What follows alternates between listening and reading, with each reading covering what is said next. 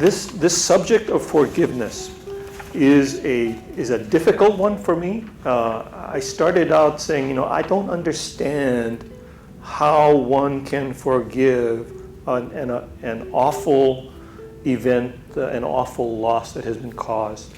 And so I started out, trying to figure it out as to what is it? When does it happen, and why? So I call it a journey because it has been a personal journey for me to try to understand this dynamic of forgiveness.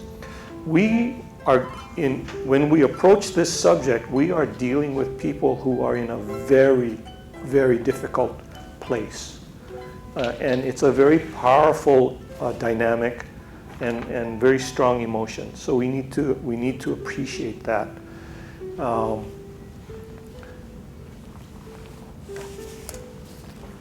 I wanted to give us some context for us to think about as we consider the subject of forgiveness, just so that we can put it in context to circumstances. So I picked a few.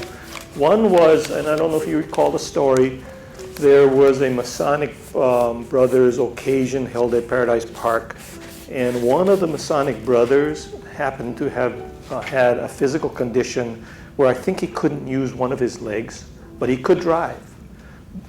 But they modified his car so that they reversed the brake and the gas. And with that modification, he could drive.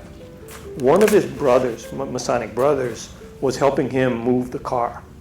And of course, he wasn't familiar with the change to the car, and he backed up and rolled over and killed the brother whose car this was. And that is an event. I understand that they went to the family to seek forgiveness. The second situation is not an uncommon one. It's a quote, but the circumstance is, this is a husband who survived an event where his wife and two kids was murdered in their home. And at the time the jury rendered their verdict to impose the death penalty, he was quoted, says, this kind of feeling is one where there's always a hole in the heart. So it's that kind of powerful emotion that we might be working with. We may find ourselves as friends, as colleagues, or perhaps in our role as a mediator, and where these emotions and feelings are present. The third situation is kind of a bigger government kind of thing, a reference to the South African Truth and Reconciliation Commission after Mandela came into power, and he and Desmond Tutu and others made a decision, a political decision, to have a Truth and Reconciliation Commission. And I have a video clip that we will be watching that arises from that process, where they decided that the country, for the benefit of the country, they needed a process where people who had been, is it protagonists, antagonists, or players in the apartheid regime could seek amnesty for their actions. So very powerful and very awful events where the subject of forgiveness, and this is on a country level, is done, but the video clip is also going to address it on an individual level and a mother of a murder victim level. Another example would be where we may be faced with a betrayal or an infidelity from our soulmate, someone who we feel so close to, but we feel betrayed by their actions. So these are some situations which may give rise to the dynamic of forgiveness. And I just wanted to put that out so that we could keep those in mind as we consider some of the information and see how they may apply and where they may apply and where they may not apply. Okay.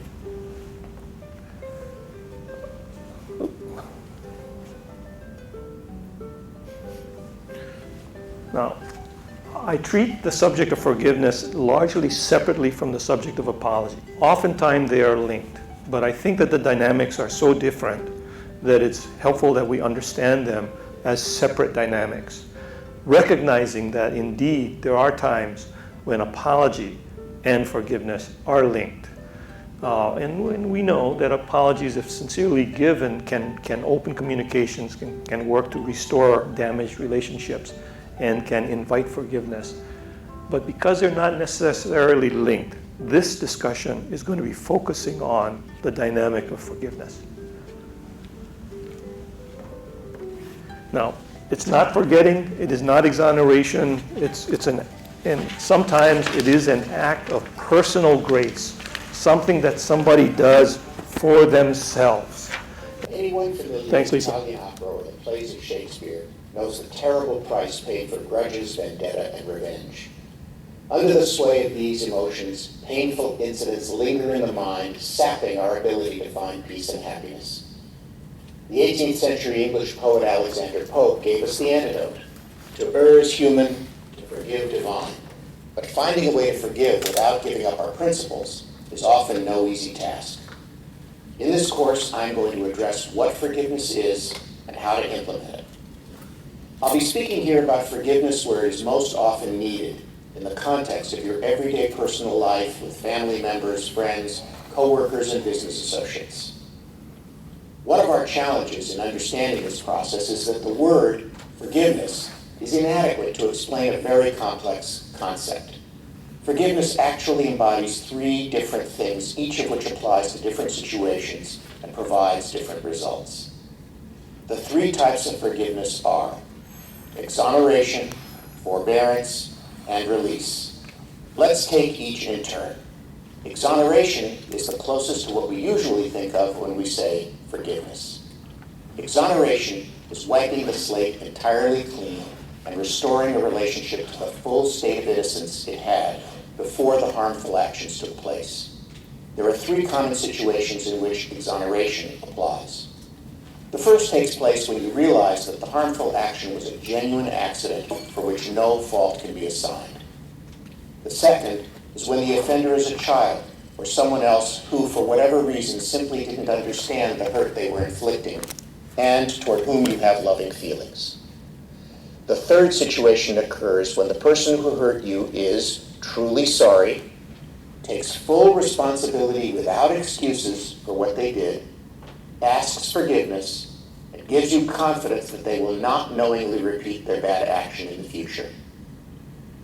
In all such situations, it is essential to accept their apology and offer them the complete forgiveness of exoneration. You'll feel better, and so will the person who hurt you. In fact, not to offer forgiveness in these circumstances would be harmful to your own well-being. It might even suggest that there is something more wrong with you than with the person who caused you pain. The second type of forgiveness I call forbearance, and here things get a little more complicated. Forbearance applies when the offender makes a partial apology or mingles their expression of sorrow with blame that you somehow caused them to behave badly. An apology is offered, but it is not what you had hoped for and may not even be fully authentic. While you should always reflect on whether there was a provocation on your part, even when you bear no responsibility, you should exercise forbearance if the relationship matters to you. Cease dwelling on the particular offense, do away with grudges and fantasies of revenge, but retain a degree of watchfulness. This is similar to forgive but not forget, or trust but verify. By using forbearance, you are able to maintain ties to people who, while far from perfect, are still important to you.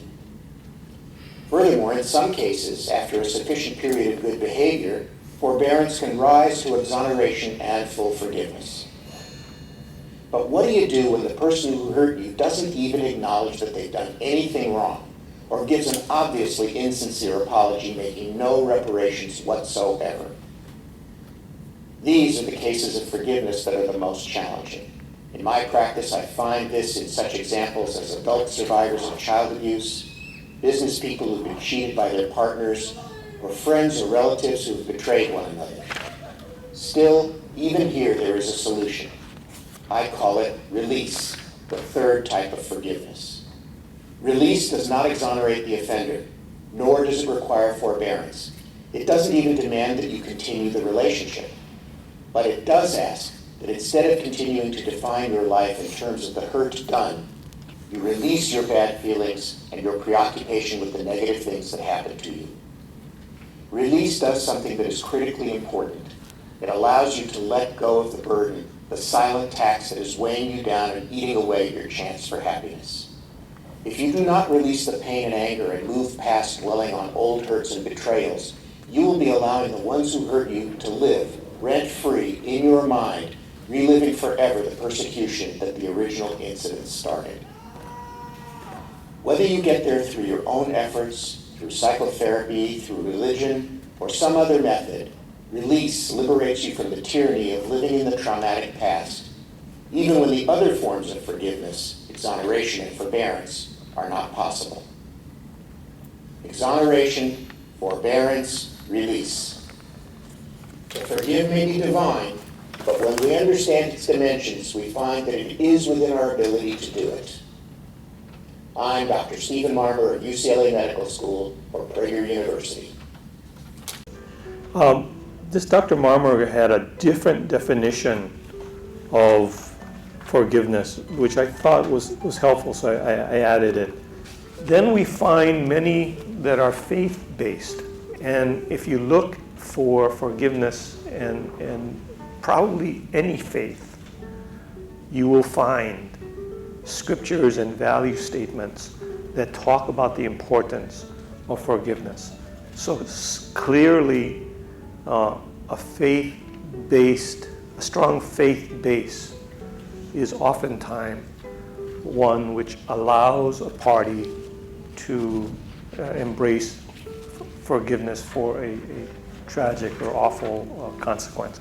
But there are multiple quotes from the Bible, and the slides have three, and to go back, at least within the Christian faith, just to probably the strongest event is the story of Christ being crucified and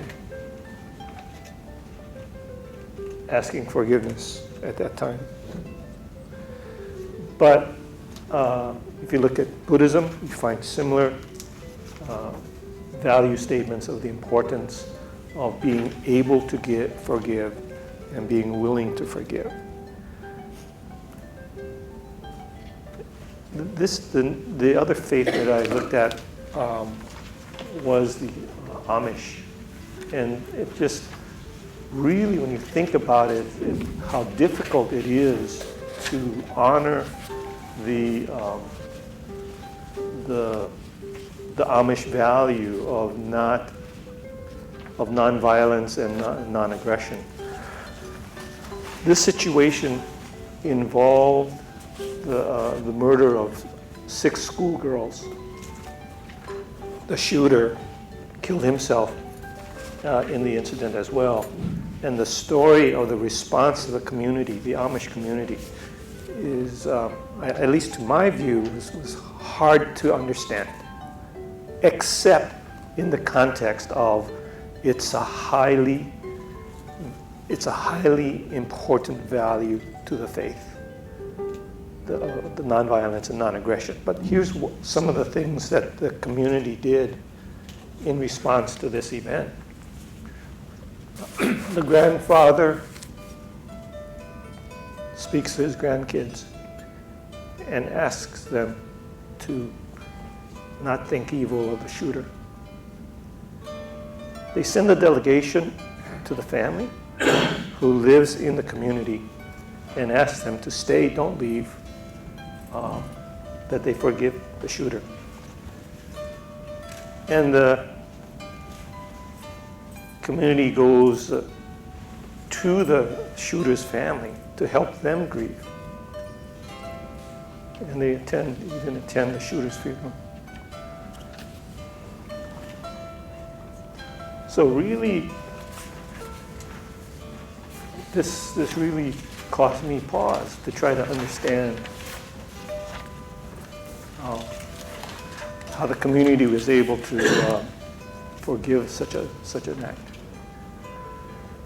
But in the discussions following the act, there were at least two schools of thought, two schools of reaction. One was not embracing forgiveness because it was such an awful act that they cited Ecclesiastes as a time to love, but also a time to hate. The other school of thought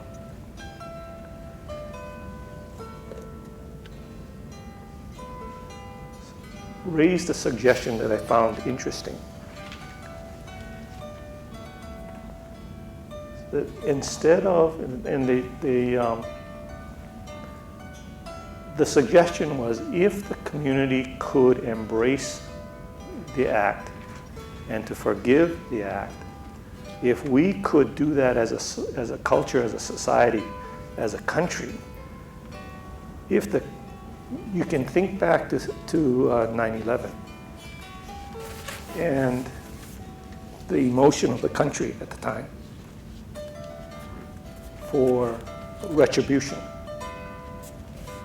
If we could have done the same as a country, what would have been the impact upon the broader world?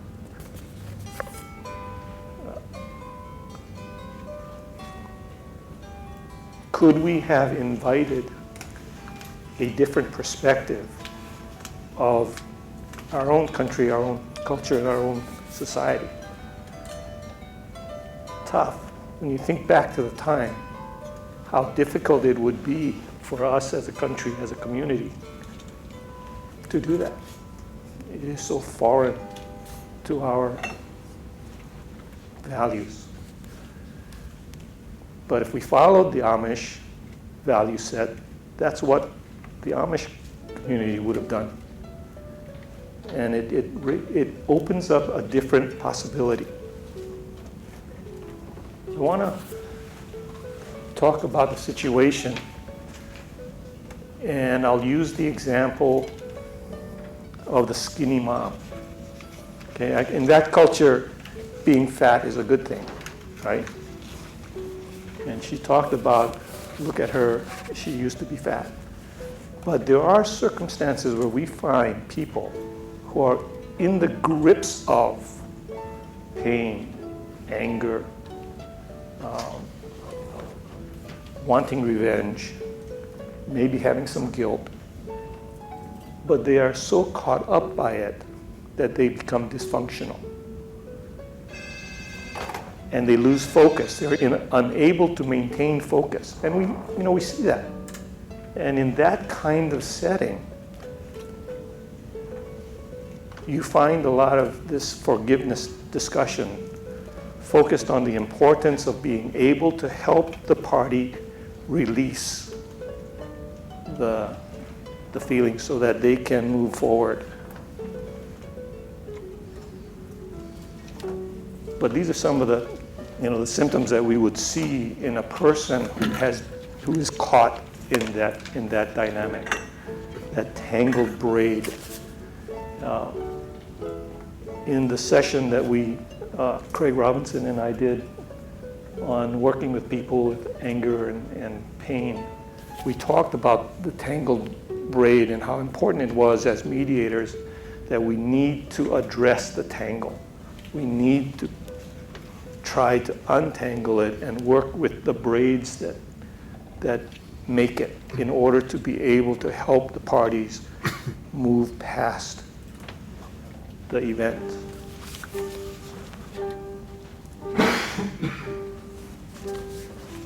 I did some research on physiological impact on the human body, and what I read was that there are, of course, emotional impacts, the loss of personal bonds. We feel a loss of personal bonds when we lose a loved one, for example, and the body responds to that. It's a stressor event, And so the body naturally responds to that. And some of the literature likens it to a flight or fight response. And when the body and the human mind is faced with a flight or fight response, the body reacts chemically. And some of the chemical reactions that can be shown are increased productions of different kinds of hormones. Anxiety hormone, adrenaline that pumps up the body, ACTH and cortisone to level off the ACTH. But these chemicals released in the body in response to the stress impact the human immune system and is shown to decrease the body's ability, even to the point of being able to produce effective white blood cells. So if it impacts the thalamus and the body then doesn't or loses capacity to build working white blood cells, then immune systems are compromised, and then people then become vulnerable to becoming ill, to whatever ailments. Or if they already have ailments, those become exacerbated. So physiologically, we know that these are some of the possible results of being stressed to the point caused by grief and stress and loss. So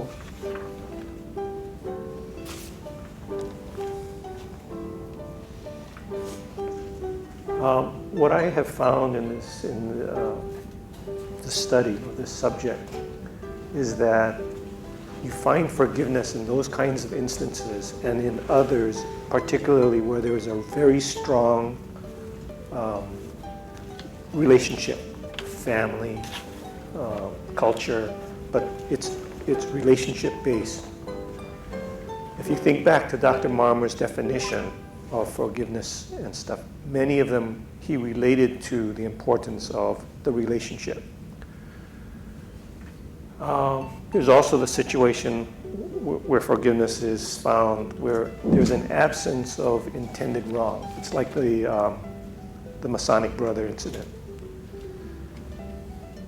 So those are the contexts where I find the dynamic of forgiveness being seen and given. So let's talk about a local one, which is cultural and highly family-based. The process of Ho'oponopono includes within it the discussion of the wrongdoing, an apology, but also includes an expectation that there is a release or the giving of forgiveness. It is because of the context of the family in which the Ho'oponopono process traditionally was used, and the importance of the family and the expectation as a family, as a culture, that when there is a wrong, when there is a transgression, you address it, apologies are given, but you are expected to release and give forgiveness. But again, we see this is a highly contextual, cultural, value-based context. And forgiveness then is expected and is given within the values of that context, within the strength of the Hawaiian family.